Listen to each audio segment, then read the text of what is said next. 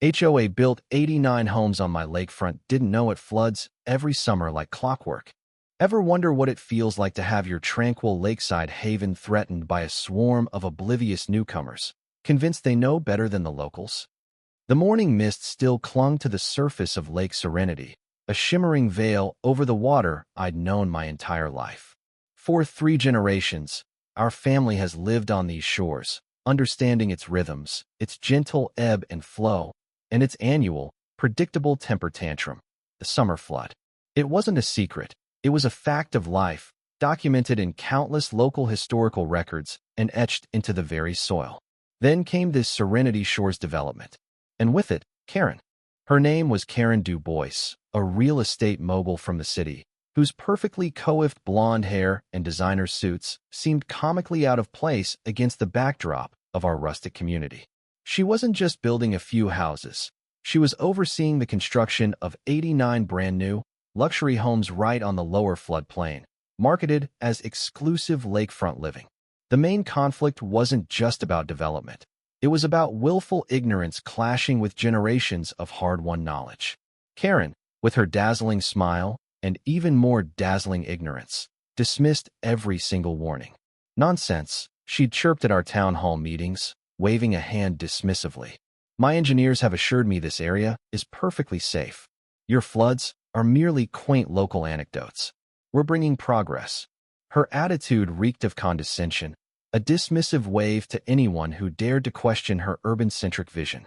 She saw our concerns as the ramblings of uneducated country folk clinging to outdated notions.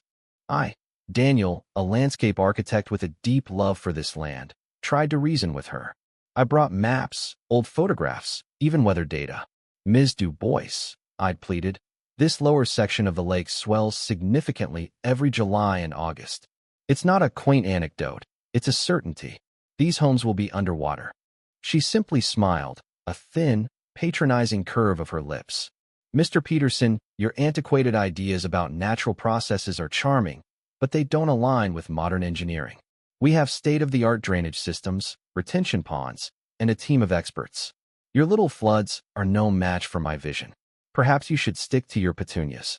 She completely brushed off my legitimate concerns, turning my expertise into a frivolous hobby.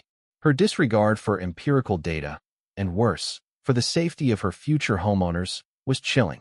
The first few weeks of summer brought glorious sunshine, further emboldening Karen.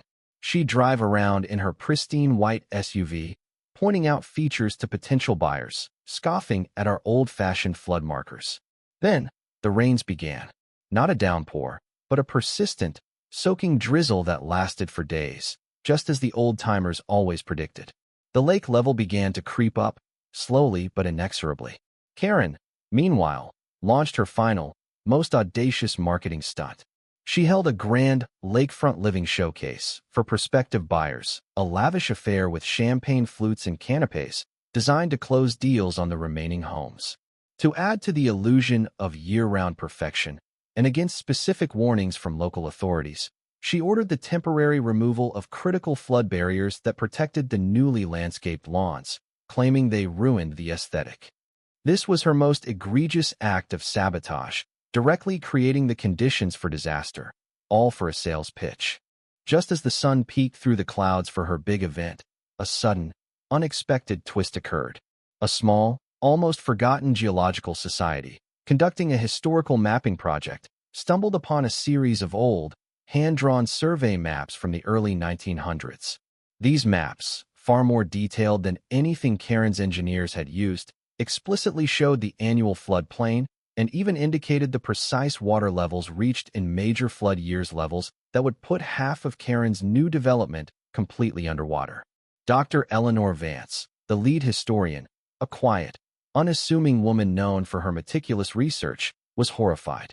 She immediately contacted the local planning department. The larger consequence became horrifyingly clear. The Serenity Shores development wasn't just a personal affront. It was an ecological disaster waiting to happen. The drainage systems Karen boasted about were designed for suburban runoff, not for a massive lake overflow. The chemicals from her heavily fertilized lawns, combined with the raw sewage from the hastily installed septic systems, which, it turned out, were not up to code for flood zones, would contaminate Lake Serenity, a vital source of drinking water for a nearby town and a protected habitat for several endangered species. Her reckless greed threatened an entire ecosystem and public health. The sheer scale of potential damage made my blood run cold. With the historical maps and Dr. Vance's impassioned testimony in hand, I marched directly into Karen's Lakefront Living Showcase. The air was thick with the scent of expensive perfume and desperation as she tried to finalize deals despite the rising water. "Karen," I shouted, holding up a copy of the old map. "Your homes are on a historical floodplain. These maps prove it. You've jeopardized everyone." She spun around, her smile freezing. "How dare you interrupt my event, you provincial troublemaker? This is a smear campaign. My legal team will destroy you." She pointed at her personal security, two hulking men who started moving toward me. She was clearly trying to manipulate the situation, her face a mask of furious denial. Just then, as if on cue, a fleet of official vehicles pulled up. Out stepped not just Sheriff Thompson, but also Martha Jenkins, the head of the County Planning Commission, and surprisingly, a reporter from the Capital City Dispatch, armed with a camera. Ms. Jenkins, a no-nonsense woman with a reputation for integrity, held up a certified copy of the old survey. "Ms. Du Bois, we have confirmed that these 89 homes were built directly on a known, documented floodplain. Your permits are now under review, and all sales are hereby frozen, pending a full investigation into your misleading marketing and building practices." The reporter's flashbulb popped, illuminating Karen's horrified face. The pressure mounted. Ms. Jenkins continued, "Furthermore, Ms. Du Bois, we have received a report from the EPA regarding potential environmental violations related to your substandard septic systems and the removal of mandated flood barriers. This is not just a zoning issue. It's a serious public health and environmental hazard." Karen's face crumpled. The arrogance drained away, replaced by a ghastly pallor and wide, panicked eyes. She looked like a trapped animal, realizing the jaws of the trap had just snapped shut. A small, almost whispered revelation came from Ms. Jenkins then. "It seems Ms. Du Bois has a history of overlooking inconvenient details, especially when they impact her profit margins. She was previously involved in a similar, albeit smaller, incident in Florida where a coastal development she oversaw was built too close to an erosion zone, leading to costly public remediation. It didn't excuse her, but it painted a picture of a pattern, not just an isolated mistake. The consequences for Karen Du Bois were swift and severe. The County Planning Commission revoked all her building permits, effectively halting the Serenity Shores development and leaving 89 half-built homes as monuments to her hubris. Lawsuits from furious potential buyers, who had sunk their life savings into her lakefront dream, piled up. The EPA launched a full investigation into the environmental damage, with the potential for massive fines and even criminal charges. Her company, Du Bois Developments, once a glittering beacon of urban expansion, became a byword for reckless negligence.